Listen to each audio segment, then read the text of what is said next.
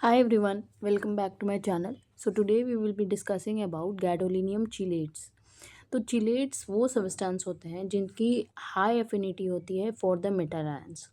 Metals के लिए बहुत ही ज़्यादा हाई एफिनिटी होती है और ये बाइंड करते हैं मेटल आयंस के साथ और उसको मतलब ओवरऑल कंपाउंड को कम टॉक्सिक बनाते हैं, लेस टॉक्सिक कर देते हैं और उसके एक्सक्रीशन को भी फैसिलिटेट करते हैं कि वो इजीली एक्सक्रीट भी कर जाए।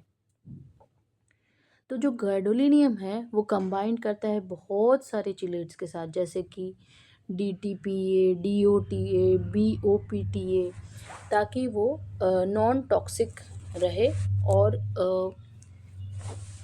ताकि वो नॉन टॉक्सिक हो जाए और फैसिलिटेट हो जाए, फैसिलिटेशन हो जाए किसका, एक्सक्रीशन का, मतलब इजीली वो एक्सक्रीट कर जाए बॉडी से। ये जो गैडोलिनियम बेस्ड कंपाउंड्स होते हैं या contrast media you can say, इनके पास लीनियर या मैक्रोसाइक्लिक रिंग स्ट्रक्चर होता है और इन जनरल जो मैक्रोसाइक्लिक कंपाउंड्स होते हैं उसकी स्टेबिलिटी ज़्यादा होती है, that is gadolinium. And chelates जो हैं वो ज़्यादा लंबे समय तक साथ में जुड़े रहते हैं। Ionic gadolinium based contrast media जो होते हैं उनकी स्टेबिलिटी काफ़ी ज़्यादा होती है than non ionic contrast media. और कुछ गैडोलिनियम चिलेट्स जैसे कि गैडोबिनेट, मल्टीहांस या गैडोजीटेट, प्राइमोविस्ट, यूविस्ट, ये एक्सक्रीट कर जाते हैं थोड़े से मतलब पार्ट में बाय हेपेटोबिलियरी सिस्टम ऑल्सो।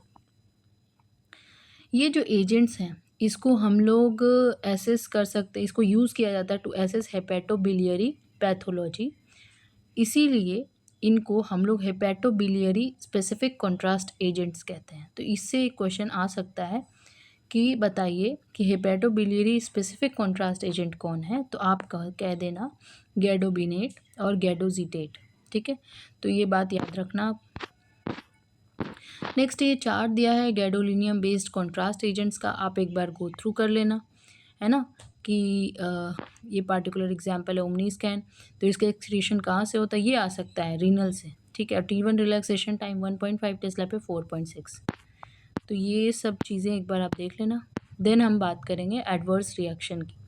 तो जो मेजॉरिटी होती है एडवर्स रिएक्शन की टू गैडोलिनियम, ये बहुत ही माइल्ड होती है, ट्रांजिएंट होती है और जो ओवरऑल रिएक्शन रेट है वो अप्रॉक्सीमेटली बहुत कम होता है, that is 3 to 5% only.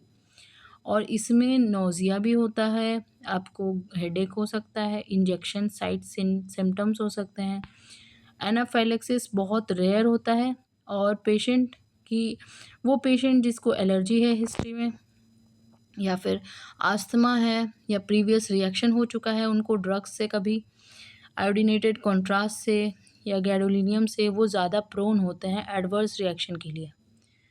Precocious यानी प्रिकॉशंस जो हम लेंगे यहाँ पे वो बहुत ज़रूरी है और reversible increase in serum iron यहाँ पे देखा जा सकता है with Magnevist and Omniscan. Bilirubin का बढ़ जाना ऐसा देखा गया है जब हम मैग्नेविस्ट का यूज़ करते हैं। और अगर हम बात करें ionic versus non ionic MR contrast की, तो ये बहुत ज़्यादा क्लिनिकली सिग्निफिकेंट नहीं है एज इन आयोडीनेटेड कॉन्ट्रास्ट।